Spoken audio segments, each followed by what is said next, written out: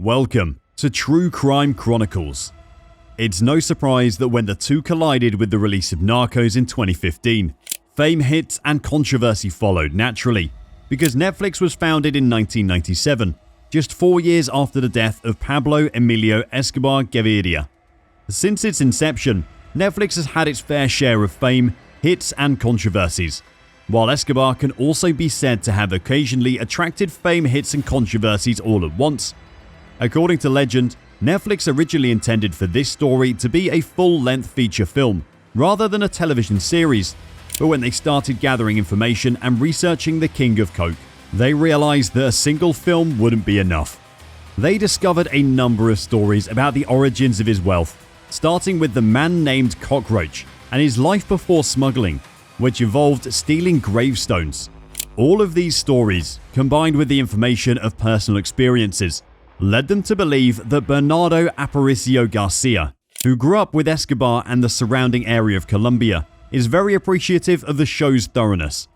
Among other things, he cited the accurate depiction of ethnic diversity and smaller details like miniature facades of colonial village houses hanging on the walls of Pablo's mother's home. Number 9. Escobar's recordings. As a result, Narcos was born writing for Vox. One reason the show was so detailed was because of these recordings. Pablo Escobar was a big believer in keeping records of events, which included filming events in his haciendas as they occurred. With this, they were able to create a fairly accurate construct of the type of conversations, fashion and activities in the daily life of Escobar and the people around him in the movie. But Escobar is mostly sitting around brooding and staring into space while thinking of how he will survive. 8. Family opinion. Of course, you had to know this was going to happen, and it's very significant as well, because you have to wonder how much of the story and how much of Pablo's interaction with his family was accurate, and how the Escobars felt about it to respond to your question. One thing is for sure, however, Pablo would have loved Twitter. The show enraged Pablo's brother, and if you watch the show, you'll understand why. You're probably wondering where Roberto Escobar was throughout the entire show. Roberto Escobar was not only Pablo's brother, but he also served as the cartel's accountant until his arrest following Pablo's death. As a result, he was not pleased when the show showed another accountant named Blackbeard being detained, and then turning informant on the cartel to authorities.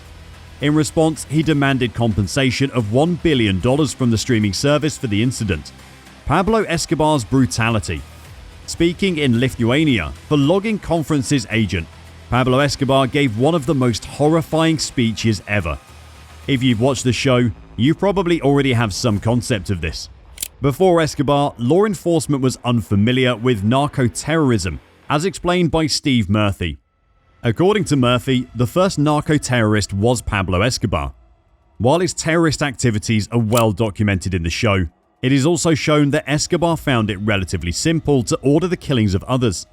His interactions with other people, on the other hand, appear to be somewhat benign, rarely leading to anything lethal, except for the undeniable instances like the murder of Jose Guzman. Pablo's handling of mules is another untold story. While in the film, he always paid them and employed human mules. In actuality, he planted cocaine in the pets of people traveling to Miami. Additionally, mules were occasionally killed to save money. When an informant for agents Murphy and Pena worked as a waiter at one of Pablo's events, he revealed that another waiter had been caught stealing cutlery. This information came from the 7th richest man in the world at the time.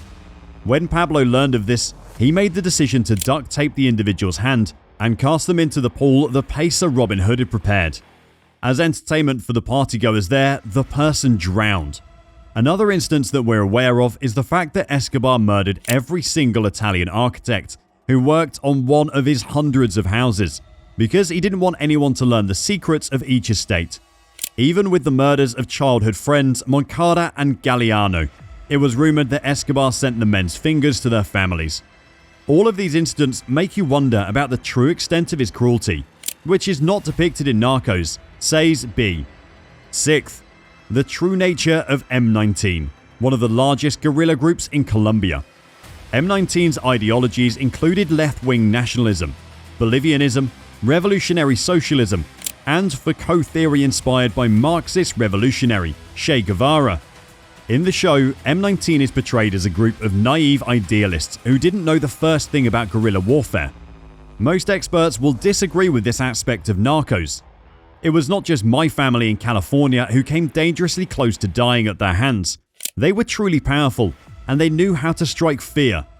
Also, Ivan Moreno Ospina, or Ivan the Terrible, was an experienced guerrilla leader, as opposed to his depiction as Ivan Torres in the show, before becoming the leader of M19. Please remember to like this video and subscribe to the channel. Leonardo Aparicio Garcia describes how his aunt had barely escaped the Palace of Justice attack. He concludes the story by saying that Sebastian is now free from the drug trade business, and he frequently speaks about his experiences as the son of the largest drug trafficker in interviews. In these interviews, he describes how you should remember that his father loved him dearly, while also balancing the picture with the effects of his violent activities, saying once that, "I learned so much about violence that I became a man of peace." Sebastian also claims that his father taught him about all the drugs, saying, "I learned about all the drugs from my dad." Sebastian's account of him and his mother pleading with Don Pablo to end his incursions into Colombia, especially after the bombing that left his sister, Manuela, permanently deaf in one ear, is a crucial part of the interview. Juan Pablo claims that this was also a characteristic of his father's bad loser nature, citing instances where he would cheat even his children when they played games, like Monopoly, just because he wanted to. Even when Don Pablo calls him minutes after his death, Juan Pablo is portrayed in the show as being very young and naive.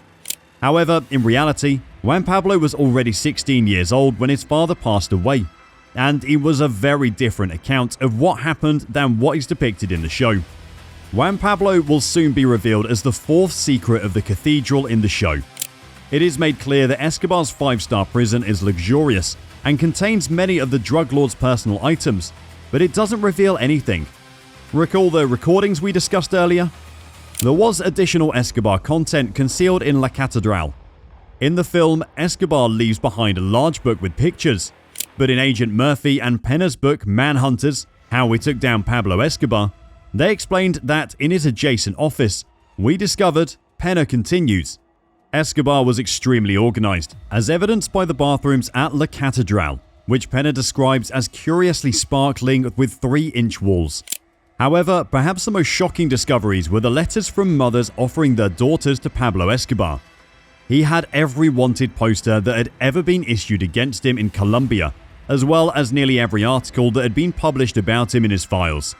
However, one intriguing feature in their book is the fact that Pena slept on Escobar's bed.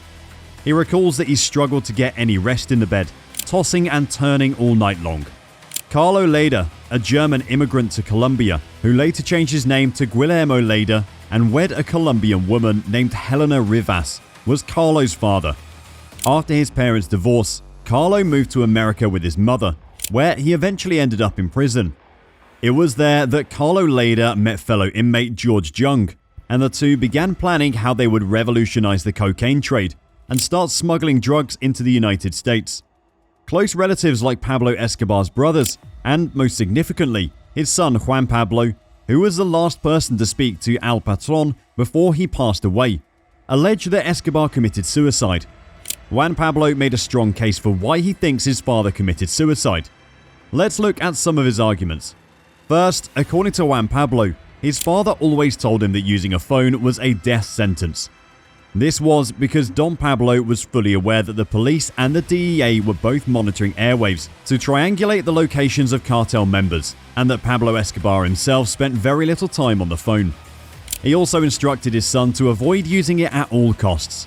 The third point is that Pablo had taught his son how to kill himself in case they were captured. Juan Pablo claims that his father advised him to shoot himself in the right ear rather than the mouth to avoid torture and die quickly. Pablo's brothers also confirmed that Pablo had said that he would rather kill himself than be killed by the people pursuing him, because it wouldn't be a pleasant death now. With these details in mind, let's relive the final moments of Pablo. A certain colonel and his son Lieutenant Martinez are attempting to get a phone signal while Pablo Escobar is on the phone with his own son, Juan Pablo, discussing an interview that Juan Pablo is already aware of. Juan Pablo claims that his father contacted him 7 times, while he repeatedly sought to end the calls. He recalls telling his father that this was risky because their phone was probably tapped and that he was already aware of the subject being discussed.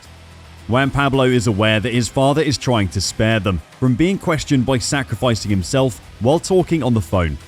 When the police had amassed sufficient force to attack the house, Lieutenant Martinez was holding an antenna from the car when he unexpectedly noticed the king of cocaine staring back at him. Only then does Pablo end the call, stating, "Something unusual is happening here. I'll call you again." After a series of gunshots, Pablo is shot several times on the roof before going limp. Upon inspection, a bullet wound is discovered in Pablo's head, specifically in the right ear. Personally, I find it odd that he was discovered and killed the day after his birthday, almost as if someone wanted to have a last meal and a proper laugh. Number 1. Wagner Moura's pro-drug stance. Wagner played the part of Pablo Escobar in Narcos to perfection. Please remember to like this video and subscribe to the channel. See you next time.